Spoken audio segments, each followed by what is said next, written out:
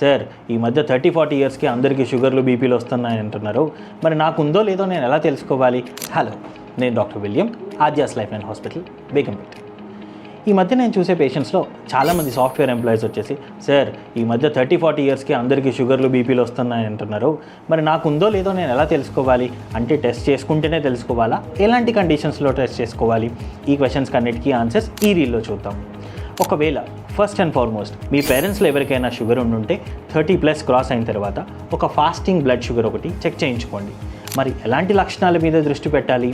ఒకవేళ మీరు night time urine ఎక్కువగా వెళ్తూ ఉన్నా, పదే పదే దాహం అవుతూ ఉన్నా, వాటర్ తాగిన తర్వాత కూడా నోరు ఎండుకుపోతున్నట్టుగా ఉండడము, పదే పదే ఆకలేయడము, చిన్న పని చేయగానే నీరసంగా అనిపించడము, ఇలాంటి లక్షణాలు ఏమైనా ఉంటే ఇది షుగర్ వ్యాధి అయి ఉండవచ్చు.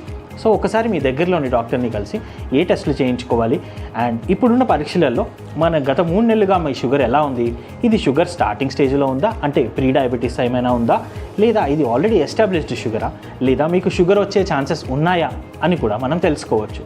సో మీరు 30+ అయి ఉంటే, ఈ పై లక్షణాలు ఏవైనా మీ లోపల ఉంటే డెఫినెట్గా ఈ పరీక్షలు చేయించుకొని సరైన సలహా తీసుకోండి. Stay happy, stay healthy.